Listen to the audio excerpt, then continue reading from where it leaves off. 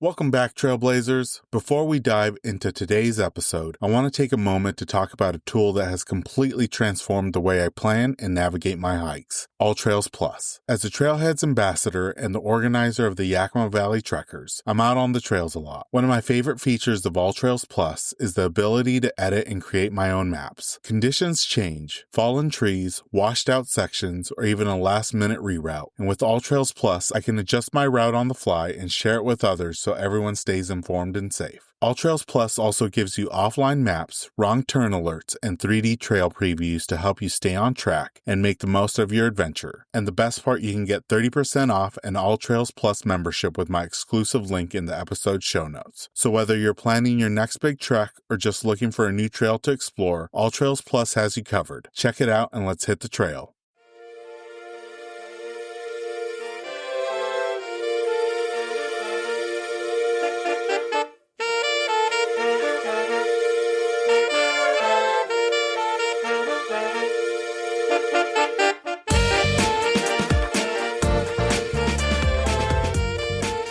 Welcome to Season 14 of the Hikes and Mikes podcast. I'm your host, Ivan, and each week we're hitting the trails through conversations with extraordinary hikers from across the United States and beyond. Spring has a way of pulling us back out there. Muddy boots, wildflowers pushing through the thaw, and trails that feel brand new, even when we've walked them 100 times before. There's something electric about this season. When the days stretch longer, the snowpack starts its slow retreat, and the mountains finally say, "Come on up." This season, I've had the privilege of sitting down with hikers whose stories carry the same sense of renewal, of fresh starts, new summits, and the kind of momentum that only comes when you've been waiting all winter to lace up and go. From early season ridge walks and creek crossings swollen with snowmelt to the quiet joy of watching the landscape wake up mile by mile, the voices you'll hear this season remind us that the trail is always calling. You just have to answer. So shake off the cabin fever, air out the pack, and get ready. Season 14 is here, and the conversations ahead are as alive, layered, and full of possibility as a Pacific Northwest spring.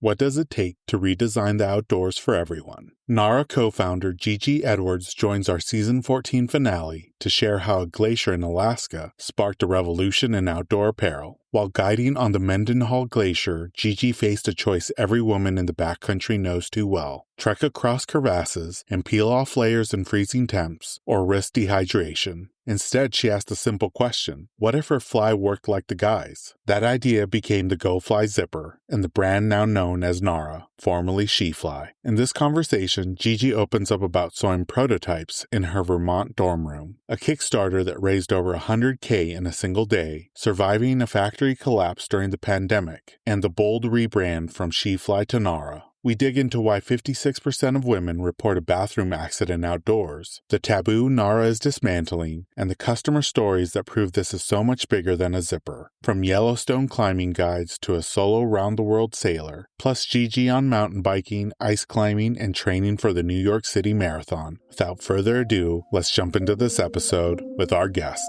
GG Edwards.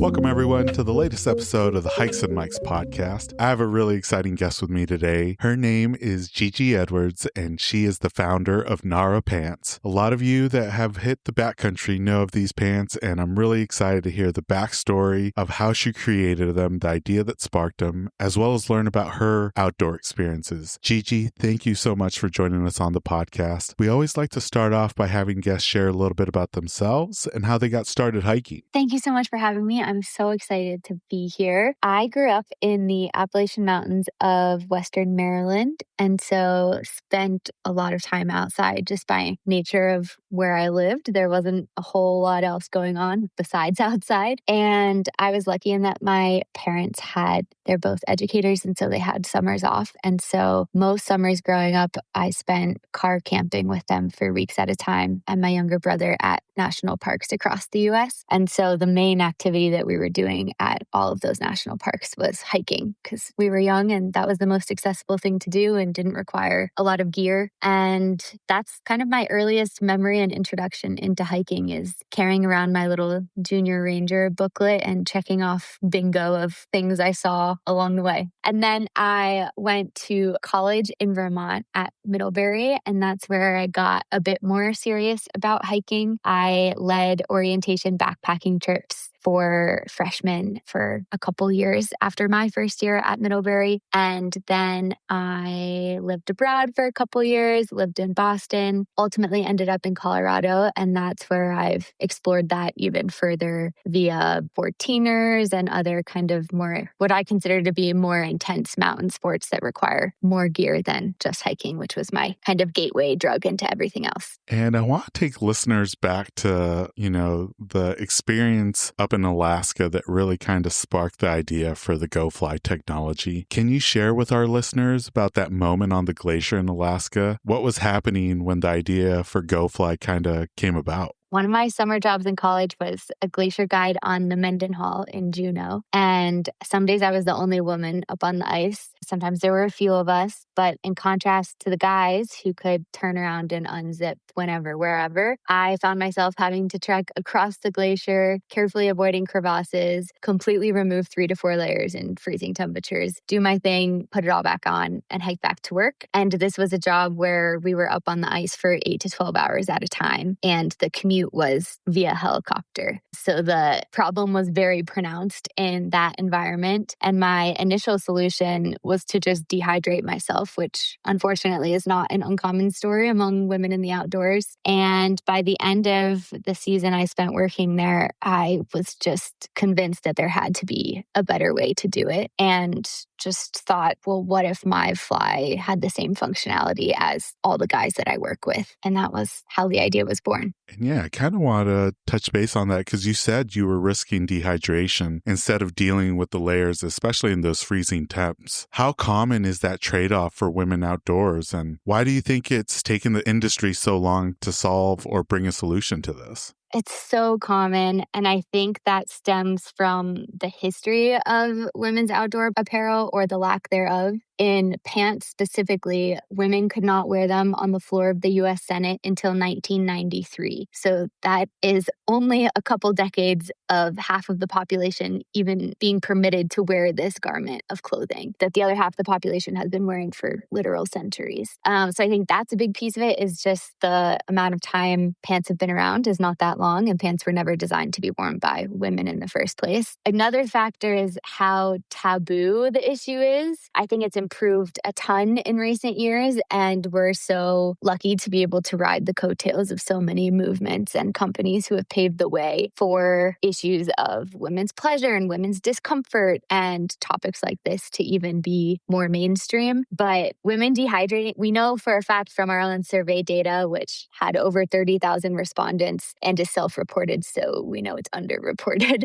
that 56% of women have had a bathroom accident outside in the past year. So more than 1 out of every 2 women are experiencing this issue with answering nature's call because they can't get layers out of the way in time, or they can't find a spot that's private enough, or they don't have compatibility with a rock climbing harness, for example. So there's a lot that goes into it, and it all starts from not talking about it. And that means that we're creating a solution to a problem that isn't always necessarily recognized as a problem. So there's a lot that goes into the premise of the GoFly and the Gnara pants, and then the brand and conversation and community we've built around that. And Gigi, correct me if I'm wrong, I believe we read that Gnara started in your college dorm room in Vermont. Can you take us back to those early days and what they actually look like? Was there any huge breakthroughs, any doubts, any scrappy moments that you can share with us? All of the above. So it was my sophomore summer that I worked as a glacier guide in Alaska, and then I went back to school and was just obsessed with this idea for the next almost 2 years until my senior year. And at that point, point, I enrolled in a class called Middlebury Entrepreneurs, which was a 1-month class during the month of January. And you entered the class with a rough working prototype of whatever your idea was. And by the end of the 4-week class, you had a full working business model and a pitch. So that winter break, I went home and sewed a bunch of prototypes with my best childhood friend. And we had pants from Goodwill and our own personal pants. We had jeans and sweatpants and children's snow bibs and sweatpants, all sorts of different things. And then we experimented with different open closure mechanisms that we got at Joann Fabric. So we had Velcro and buttons and snaps and, of course, zippers. And we experimented with those in all different directions as well. We had like a rainbow zipper that we called it that went leg to leg, and then ultimately ended up with what the GoFly is today, which goes front to back. But yeah, I entered the class with a pair of children's snow bibs that had a bright yellow zipper. There was no flap covering it. I also hadn't sewn since 7th grade home economics, so the level of sewing execution was quite poor, but they were enough to get the idea across. And throughout the course of that class, spent a lot of time almost acting as more of a service-based company than a product-based company, in that fellow students and professors and people from town were bringing us their cross-country ski pants and their pajamas and all sorts of different trouser options and saying, hey, can you put a zipper in this? And my response was always, well, we can. I don't know if you want us to, because no guarantees about how it will look afterwards. But it was through that process that we were able to refine the design in a way that makes it super functional, easy to manufacture, really comfortable, and also really discreet to the point where you can't tell it's there. And the end of that first class was a local pitch competition. I won $250, and I took that to a local seamstress who helped me further refine the aesthetic nature of the design. And that was enough to create a tech pack and eventually approach a factory. But it all started sewing zippers in my college dorm room and having friends over to try them on and test them out in exchange for beer.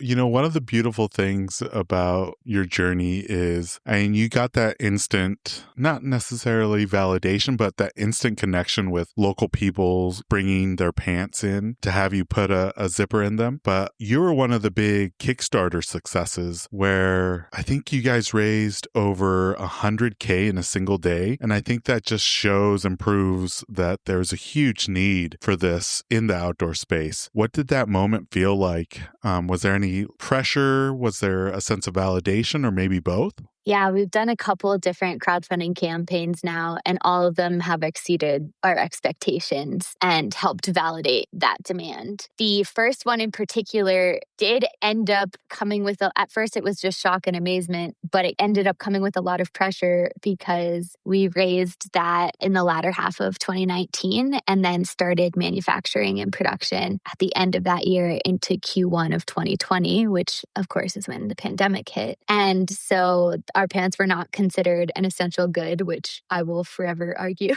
that they are. But our factory went out of business overnight. And so everything that we had just crowdfunded and wired to a fair trade zero waste factory in India to cover the trims and the fabric and the production of 5 times the number of pants we thought we would pre-sell, all of that was gone overnight. And so anything that had not already left the factory, we had now no capital and no plan for how to recreate it. And so that first crowdfunding campaign, I am so thankful to those first 500 customers. 2/3 of them got the product before the factory, disappeared overnight. But the remaining third ended up waiting almost 2 years to receive actual product. As many people did with huge brands, there was such a supply chain lag in all of that. But yeah, that ended up coming with a lot of pressure because I had nothing to show for what I had promised for 2 years, and it was completely out of my control. And so instead, we used that time, one, just building a customer base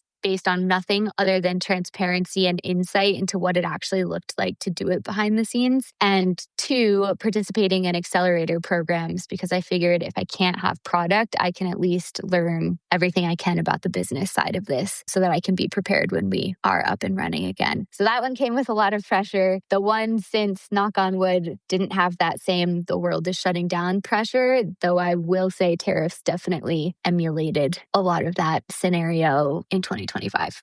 One thing that I did want to kind of touch base on is you rebranded from SheFly to Gnara, and I loved the name. What prompted that shift and what did it represent for you? Yeah, it was a very natural evolution. SheFly was the name I came up with in the first week of that class. And I was just aiming for a 2-syllable word that had lots of double entendres or different meanings that you could take from it, that also communicated who the intended audience was and what the intended product was. So at the beginning, in its simplest form, SheFly made sense in that it was a fly for her, and there was lots of punny things you could do with it. But what we quickly realized, and kind of always knew from the start, but didn't have a better name in mind or easy way to pull off a whole rebrand, was that SheFly was going to be quite limiting in terms of how much our company could grow. And that was because in college, we were known as SheFlies by SheFly featuring SheFly. So there was absolutely no differentiation between the product we were creating, the technology we were patenting, and the company itself. So it was just genuinely confusing what anyone was talking about at any given point of time. So we knew we needed distinct terms to refer to each of those pieces and grow a brand that could have offerings beyond just a crotch zipper.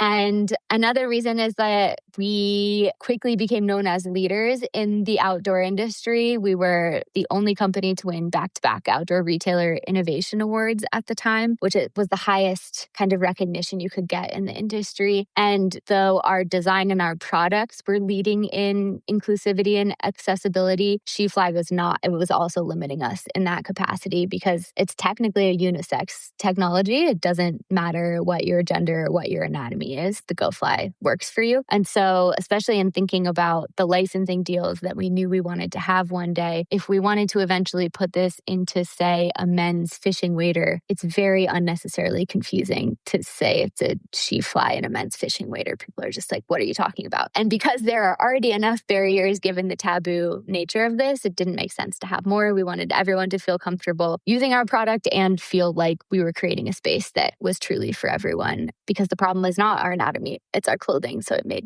no sense to only focus on that. So Gnara comes from the Latin root word gnaris, which means to get to know or to become familiar with. So we took this problem that at least half the population is highly familiar with and solved for it. And though the GoFly is applicable in so many different industries like health and medical or military or workwear, all of these things outside of the outdoor industry, we still wanted to have a nod to the place that we started. So thinking about common terms like shred the gnar or gnarly, these very traditional, we call them bro terms in the outdoor industry, wanting to have a nod to that, but kind of redefining them with our own meaning and take in a way that was more open-minded. And I love the inclusivity of it. And, I feel like when it comes to bathroom related stuff in the outdoors, it is still a big taboo issue. But I love that you're challenging something that's both functional and cultural when it comes to bathroom access, anatomy, inclusivity. Was there a moment early on in the process where you knew this was bigger than just a zipper? Yeah, I think from that very first crowdfunding campaign on, we realized this was not a product, this was a whole movement. And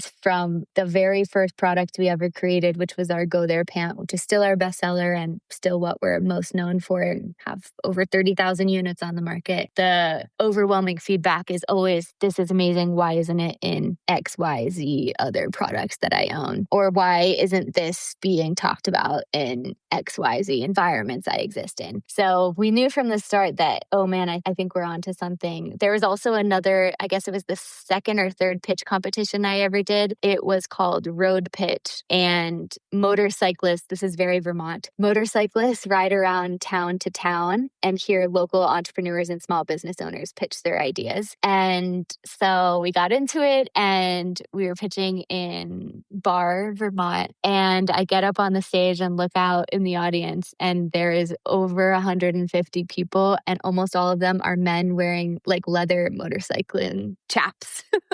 And I was like, oh no, I don't think this is my initial intended first user of this product. I don't know if this is my target audience. And ended up winning both the People's Choice and the Investor's Choice of that pitch competition. And the fact that it resonated with so many people who, with the product, that first product was maybe not going to be the one that was made for them specifically, but the fact that they understood the pain point because they all rode with other people like daughters and partners and mothers and friends who they were having to stop and, do lookout watch for on pit stops, they understood each element of the pain point and initially were backers of it. So I think that was another moment where I was like, wow, I actually did not expect this to go well at all. And the fact that it went so overwhelmingly positive in the other direction was really encouraging.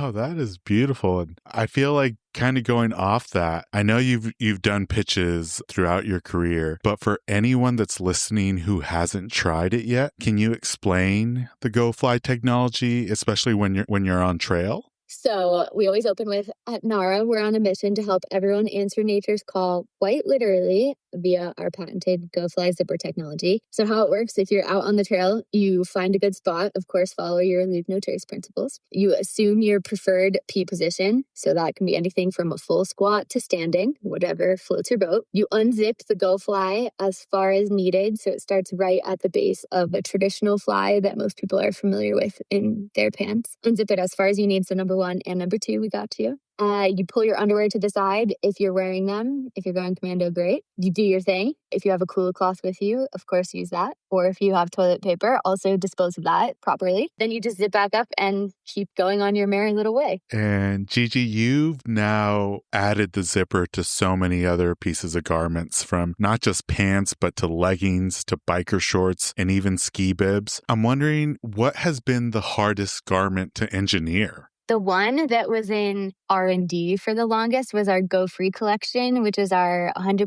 recycled, USA-made activewear collection. And that was the hardest to engineer because some people have so many different ideas of what they expect their activewear to be. Some expect it to be like truly compressive and used in activities that are high intensity. Others expect their activewear to be more athleisure based coming out of COVID. So more like sweatpants and maybe not as technical. And it's also the fabrics that are used for activewear have a level of compression to them. You have to be more precise about how you actually insert the zipper. And what makes the GoFly so, I think, familiar to people, even if you've never used it or seen it before, is that it's just a continuation of your traditional fly. So you have your button at the top of your pants, you have your top fly that you use to get your pants on and off, and then you have the GoFly right beneath it. So you're accustomed to that motion. But in activewear, there is no equivalent, right? Like there's no buttons in leggings, there's no top traditional fly. So we had to come up with a whole new way to put in a zipper in a way that was still comfortable and conceal it in a way that wasn't noticeable. So all of our Go There collection has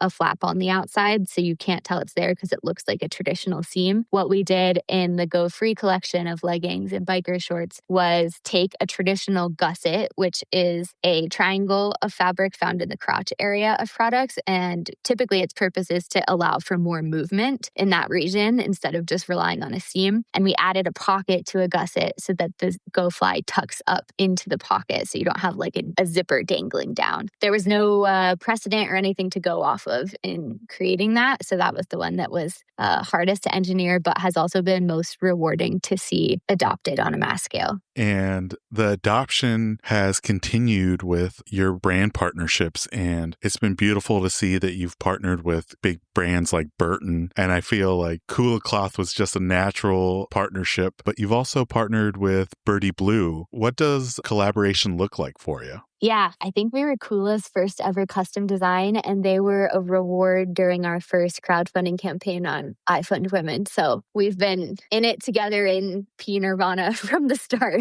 In our partnerships, I think we first always looked for an obvious alignment of values. And second, we look for someone who either by nature of their own brand is sticking their neck out for something, like really standing for something, and based on the belief that if something can be done better, you should do it better. So a real, I guess, desire to continually innovate as opposed to being more resistant to change. And then if it's a brand that's a huge huge, like Burton's $1 billion company, right? So obviously there's much more bureaucracy and it's harder to pivot into new things. So if it's brands of that scale, what we're looking for is maybe what you're doing is not so much outside of the status quo, but you're really eager to support someone who is doing something out of the status quo, and not in a virtue signaling surface level type of way, but by actually backing that up with resources and marketing and making whatever it is a reality. So those are the things that we look for in our collaborators and partnerships. And we're really excited for more coming down the pipeline. I can't wait to see what's coming down the pipeline. I know it's going to be some good stuff. Now, switching gears, I did want to touch base on a few of your outdoor experiences because I feel like hiking is just like the gateway drug to the outdoors. And a year after sitting on a mountain bike for the first time, you raced the iconic Gunny's Growler, 35 plus miles, over 4,000 feet of climbing. What kind of sparked the idea to do something like that? For better or for worse, I am very much a all-in type of person. Like, I'm not half-assing it. I'm either doing it above and beyond or I'm not bothering at all. And so sometimes to my own detriment. But in this example, I think it was a positive. I was like, if I'm going to learn mountain biking, then I want to learn all of it at once. And having this crazy race to train for will force me to be out there quite frequently and to actually pick up fundamentals that I can use on a trail that's going to have a lot of difficulty. So that's why I went for it. I think the best, like, if you're curious about something, the best way to explore it is to actually do it, not just read about it. And so I just threw my whole self into it and learned a ton. And now that's one of my favorite ways to experience the outdoors. Yeah. And you kind of followed it up by doing something that I think a lot of people, especially when it comes to the winter outdoor experiences, is ice climbing. You've done it. And I'm wondering, have you seen a through line between these types of adventures that you choose and maybe the risks that you take in business? Yeah, I think oftentimes the comparison that's made to a question like this is more of an adrenaline junkie response, in that I just go for something crazy in my sports and I'm also willing to take crazy risks in my business. And I would say I actually don't fall into that through line at all. I'm kind of the opposite in that I feel quite strongly about learning the fundamentals of something first and making sure I feel safe in it. And then that then allows me to take risks, and same with my business. So I'm trying to think of other examples. With the ice climbing, for example, I took an ice climbing course. There was another sport I did in Vermont called the primitive biathlon, which is where people run around on old wooden snowshoes, like the kind that look like tennis rackets, and then shoot Civil War era muzzle loaders at targets. So you're running multiple miles on these huge clunky snowshoes, and then you're holding a super heavy gun that you have to like ram a bullet and a powder patch ball into, and the gunpowder and everything. And that was another example where I was like, if I'm going to do this, I want to do it. I want to actually compete. I think I was third in the state for women the year that I did it. But I also invested months of mentoring from a man named Harley Grice and a woman named Danielle Ruggiero in the community, and also Wendy Butler. They all mentored me and like took me under their wing and showed me how to do it. And I also got my hunter safety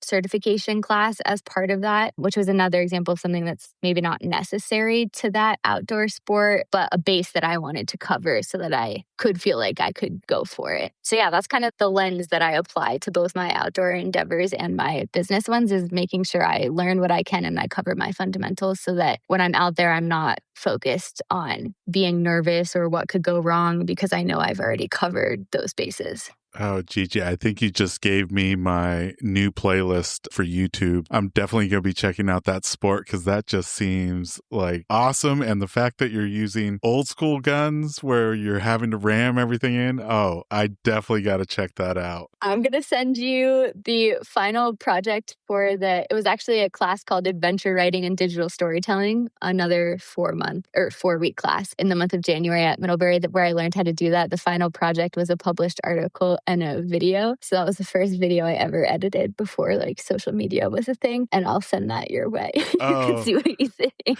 Please do. And, this is going to be a tough question, but following up on that, what would you say is the boldest thing that you've done, whether in the mountains, recreating, or in business? I think it's something that is very recent news, which is that I am going to be running the New York City Marathon on November 1st of this year. So I just got a charity bib. My dad died of ALS, so I'm raising money for a team that's focused on ALS research. But that feels really bold to me because I do not at all consider myself a runner. I think running has always been the mechanism by which I participated in other sports, whether it was like dribbling down a soccer field or a fast break in basketball or other team sports. Running was just what I did in order to be able to participate in that sport. So the idea of just running for the sake of running is not something that comes naturally to me. And I genuinely don't know if I'm capable of doing it. So that feels bold, and to be doing it in a very public way and on behalf of an organization that means a lot to me for a cause that means a lot to me feels like there's a higher pressure component to that than just running on my own, but that's also why I'm doing it. So stay tuned. I'm very early in my training, but so far it definitely feels scary and challenging, which I think because my business day-to-day always kind of feels scary and challenging, it's been a minute since I felt that in a physical outdoor way. So I'm excited to tap into it again. And I think I always learn something when I'm in that discomfort zone outside of my box, basically. Well, just the brief moment that we've been able to talk this evening, Gigi, I know that you're going to full send it when it comes to this marathon, and I know that you're going to accomplish your goal. And one thing, if you're able to share how not just the podcast, but listeners can help support your journey by, donating to your cause, any links that you could share, that'd be super appreciated. Will do. Thank you. When it comes to Gnara's mission, I love brands that the goal is really to get more people outside in a healthy, safe, and sustainable way. Why do you feel the outdoor industry still isn't fully serving? I think if I had the answer to this, I would have the answer to everything. But my hypothesis is that there have been great strides in the outdoor industry, and it is serving more people than it ever has before. And that's why we see so many of the fastest growing segments of the outdoor industry are ones that are welcoming more people into them instead of only reinforcing a certain idea or stereotype of what someone is expected to look like or be wearing while they're doing an activity. And I think our tagline of explore as you are, that I think is an area where the outdoor industry and many industries really still have room to go. So much of consumerism is based on improving yourself by buying something. And the whole premise of our company is buy something that complements what you already have. Like there's nothing about you that needs to change. It's everything around you that can be adapted to better serve you. So I think by flipping that chicken or the egg sentiment, you're able to just solve for the root cause of something instead of,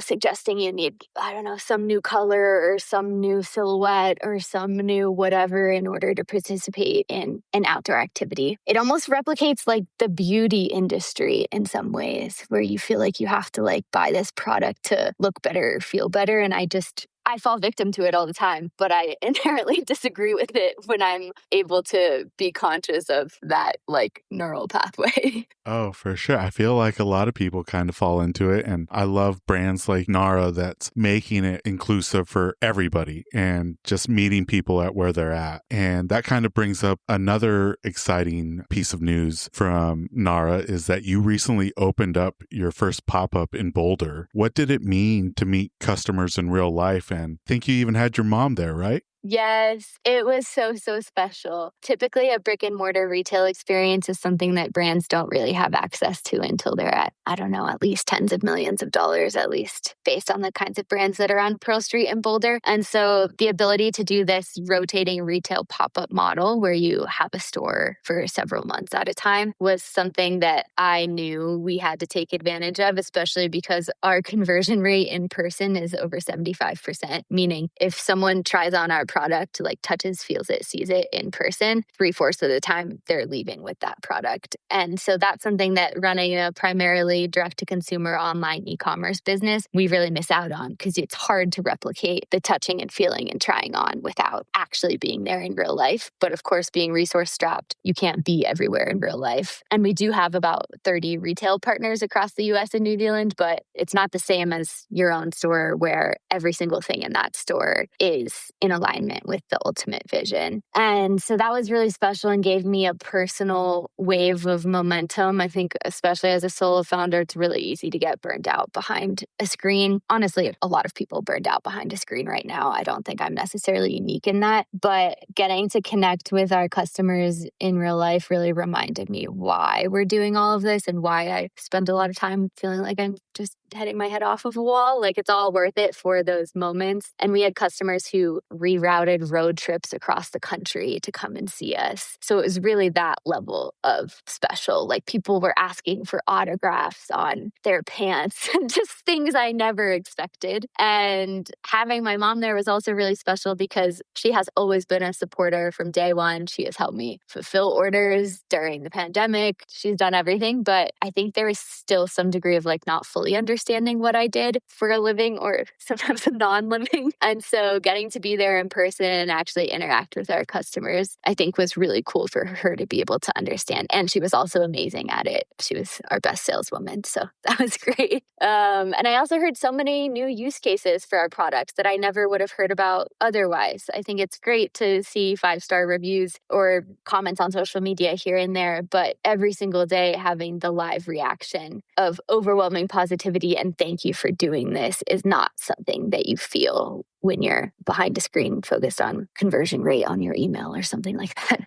So it was really motivating and really special. And I think a big full circle moment for me because it all started in person in a dorm room with real people. And it was nice to get back to that and feel invigorated again. Touching on that, it started in the dorm room, but now you've seen the Gnara pants everywhere from the Camino de Santiago, Kilimanjaro, Patagonia, and, customers have been really great about sharing their experiences with you. Is there a story from a customer that has really stuck with you? Oh, there are so many. Let's see. We have a couple wheelchair users who benefit from our product, and that's a use case I never intended. So I love hearing about their stories and seeing what they are doing while they just happen to be wearing our pants, and that it makes it easier for them. One of our first customers is a woman named Krista, and she was an engineer and bridge inspector. So she led an all-male rope team, literally dangling off a bridge, inspecting every inch of it. And she, through our products, began saving hours a day on the job, which is directly tied to like your earnings and income and productivity. Also something I never thought much about, at least in the early days. And she, prior to using our pants, she would be dangling from the bridge and then have to get up to a rope access point to get off of the bridge and then find privacy somewhere off of the road where the bridge was and then remove a 40-pound harness along with whatever else she was wearing, do her thing, put all of it back on, repeat that process in reverse order, which is crazy to think about. Like that is so many steps of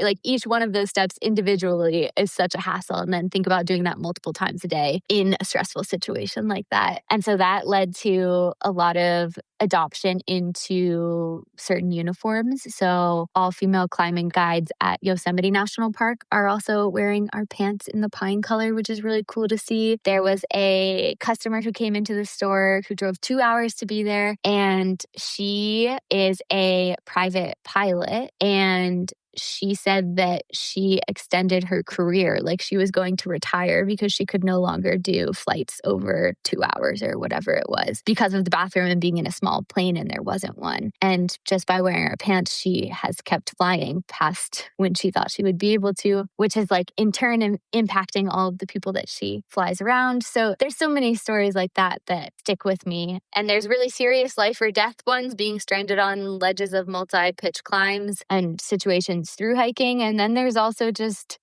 made my life easier in a way where I didn't have to think about it. And those stories also mean a lot. That's the hope, is that this just integrates seamlessly into your daily life with whatever you're doing, wherever you are. Oh, that's amazing. Just incredible to hear that, women and individuals, maybe not necessarily involved with the outdoors, are having a huge benefit to their lives and being able to continue to do things that they love through finding your pants. That's incredible. And set world records. I forgot about that too.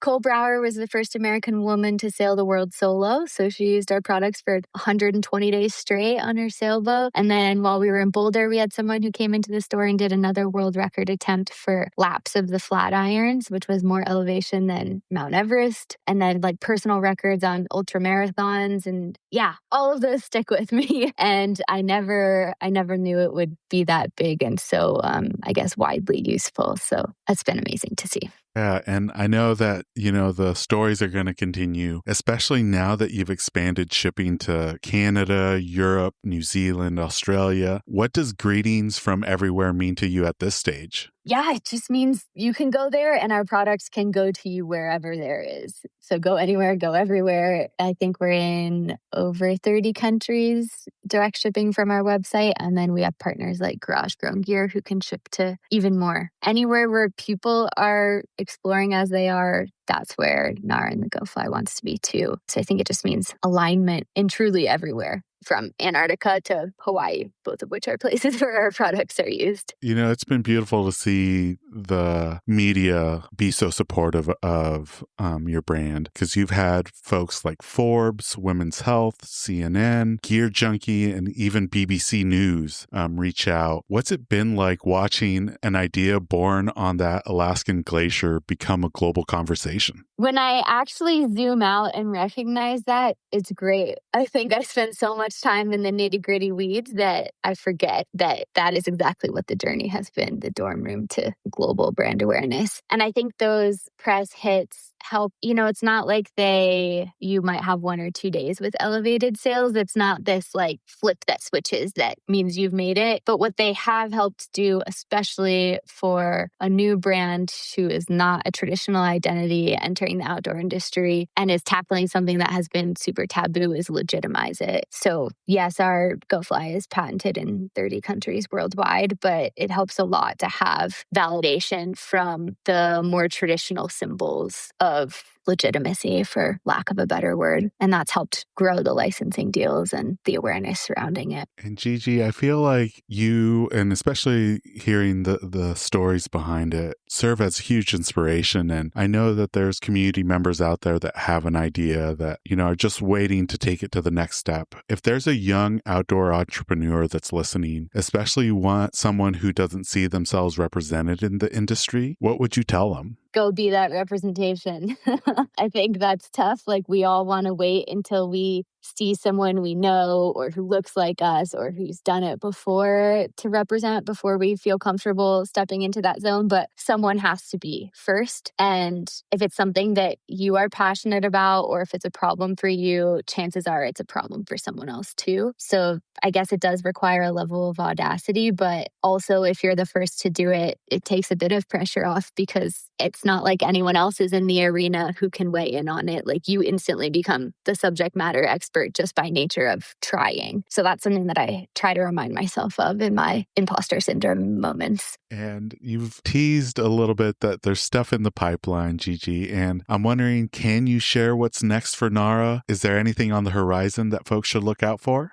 Yes. Let's see. By the time we release this episode, I will probably be able to announce publicly specifically what, but until I know for sure, I'll hold off on giving the details. You will see GoFly in another product by another company. And what I can share is that when this episode drops, we will have pre-orders open for our Go Free collection. So we'll be restocking those, not as part of a Kickstarter campaign, but just directly on our website. So it's a good time to sign up for that. We utilize pre-orders because it allows us to eliminate waste, and it helps small businesses not have to front cash for usually at least a year in a production cycle. So it's more sustainable, and it allows us to produce exactly what people want in terms of size and color, and helps us a ton and helps customers a ton too. to get exactly what they want. Oh, I can't wait to see what's coming down the pipeline in June. I'm stoked to see what you're dreaming up of. Well, Gigi, that was it for the regular questions. These next set of questions are questions that we like to ask all our guests. The first one is, for you personally, is there a pre-trail ritual or maybe a first mile mindset that you do on a regular basis? Oh, I wish I had some really good positive ritual. But speaking quite honestly, as someone who it takes me a long time to get into the flow state, I usually spend my first mile just counting what I'm doing, like counting steps to 10 and repeating, or counting mileage or something like that. I went for a mountain bike ride with friends the first of the season last week. And after the first mile, someone was like, "Geej, how are you doing?" And I was like, "Talk to me on mile 4." I knew it would take that long for me to truly get into it on a 8 or 9 mile ride. I spent half of it being like, why am I doing this? I don't like doing this. But that is something that I wish people talked about more, because I feel like a lot of outdoor, especially endurance sports, they just talk about just getting into the flow state. But at least for me, it's helpful to recognize before and at the beginning that this is going to be really good for me, but I'm not going to feel like it's good for me until probably halfway through. And then maybe not even until after, but just being able to trust that is helpful. And you're right. I feel like there's, especially early on in the season when you're trying to get your backpacking legs underneath you, there's some hikes or trails with elevation where you're just like, this is type 3. This used to be type 1 and type 2. It has now become type 3. And maybe, a few days after, you're like, okay, that wasn't as bad. I do enjoy it. But yeah, you're right. I feel like, especially in the spring, it totally takes agree. First couple miles, I'm just like, why am I doing this? Yeah. And people pretend like it's sunshine and rainbows the whole time. And at least for me, it's not for at least half. Now, this next question, Gigi, is one of our favorite ones to ask. What's your go-to post-hike meal or drink? Oof. I usually crave two things that are kind of opposing. One is a leafy green salad. It's hard to backpack with fresh foods, so I'm always craving that instead of freeze-dried stuff. And then the other is a burger, a juicy cheeseburger. It's okay if it's Impossible Burger too, but I grew up not being I wasn't allowed to eat red meat because of mad cow disease. Those 2 cases worldwide were apparently of great concern to my parents. So the first thing I did when I got my driver's permit was go to McDonald's, get 2 double cheeseburgers, drive home and eat them in front of my parents. And so it is still something that I crave in random moments, I think, because I was just denied it for so long. And then this next one might be tough, but what's one piece of gear you'll never compromise on? I carry a ridiculous amount of water with me at all times, which is the easiest thing to offload and easily the heaviest thing. But water, vessels to carry water, and ways to sanitize water are things that I do not skimp on. When I was leading one of those orientation backpacking trips in Vermont, the water source had dried up in between seasons of the map being drawn. And so I ended up having to feed, cook dinner and hydrate 10 people out of a literal puddle with frogs jumping in and out of it. And that experience was scarring enough that people were like, "Why are you carrying this whole drum?" And I'm like, I won't regret it. Now, on the flip side, has there been a piece of gear that you ended up not necessarily enjoying or maybe found it a little bit overrated in your own personal outdoor experience? Yeah, I think any piece of gear that introduces an extra piece of gear that either your body's already capable of doing or there's already a piece of gear that solves for that. So a lot of them tend to be trendy things. I think about there's these kind of strappy water bottle holders where it goes over your shoulder and then it looks like netting holding the bottle. I just don't understand those. All backpacks already have a water bottle holder. Why would I carry around an extra accessory? That's the one that comes to mind right now, but there are plenty that fall into that category. Now, you've already shared a little bit about what's coming up the pipeline, especially with the New York Marathon. Is there any other hiking or adventure goals that you have for 2026 personally? I am going to a wedding in Scotland tomorrow, actually. And then I'm going to stay a couple extra days. And I've never been to Scotland, and I have always wanted to explore the Scottish Highlands. And I think also being in Colorado in a super arid, dry environment. I'm very excited to be in lush, mossy fairy forests. So no crazy hikes from like a endurance or altitude perspective, but plenty of just short day walks that I'm really excited about. Oh, that's awesome. And yeah, Scotland's definitely, especially the Highlands, are high on my bucket list. Now, Gigi, we're coming down to the last segment of the podcast. It's the this or that questions. We're going to give you some hiking related topics, and you just choose which one you prefer out of the two, but you're more than welcome to say both or neither. But the first one is, do you prefer dense forest or wide open views? Dense forest. I know people get claustrophobic, but I feel safe when it's enclosed. And this next one is a tough one, but peak bagging or wandering miles? Depends on the day. And I'd say for most of my life, I've been a peak bagger, but in my current phase, I'm more in a wandering miles mindset. The next one is about accommodations. Would you prefer a cabin stay or tent camping? Tent camping. There is no better sound than rain on a tent. And then this one is one of the hardest ones for season 14, but if you had to choose between these two, would you go with bug bites or blisters? Oh, this one is really tough for me. I think bug bites, because I think you can itch and be annoyed, but ultimately still suck it up. And there are some blisters where you really can't suck it up. Like that is the end of your hike if your feet are not taken care of. Now, our most controversial question for season 14 is, when you're on the trail, do you prefer nature sounds only, or do you like to put an earbud in, listen to music, audiobook, or even a podcast? Well, I see why it's controversial. I'm nature sounds mostly instead of only. I'd say there are moments where I need motivation where like Eminem, Not Afraid is really going to take me further than a bird song.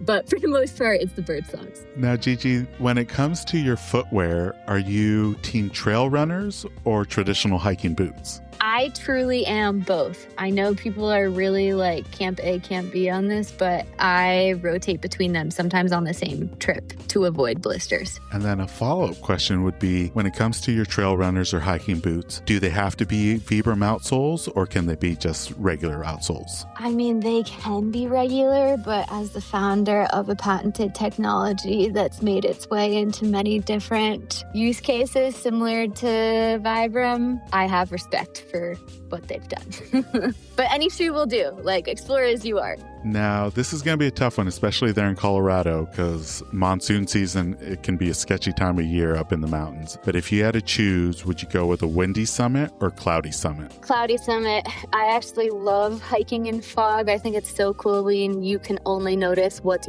literally right in front of you one step at a time. You can be super present. Maybe hot take, maybe not. I think wind is the most stressful element, and it drives me crazy. And then this is a tough one, but national parks or hidden gems? I truly will take either.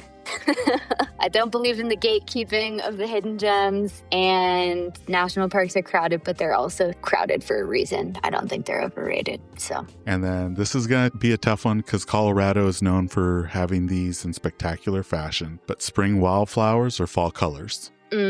I know, being in Crested Butte, it's the wildflower capital of Colorado, so probably that one, but gosh, a yellow aspen grove, you also can't beat that. They're both magical. I'm cheating, but I say both on that one. And then the last one is, if you had to choose, would you go with type 1, type 2, or type 3 fun? I think I choose type 2 just because that's what most things are for me.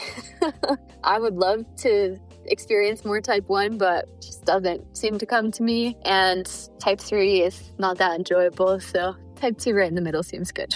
Like that? Well, Gigi, that was it for the this or that questions. For folks that are interested in learning more about Gnara, and especially where they can be able to purchase the upcoming drop, where are some of the places that they can not only learn more about Gnara as well as follow on social media or maybe some other online sources? Yes, so we're on all social platforms. Instagram is our bread and butter. We're about to pass 100K at Gnara_apparel. And then our website is also a great repository of all of the above, and that's just www.gnara.com.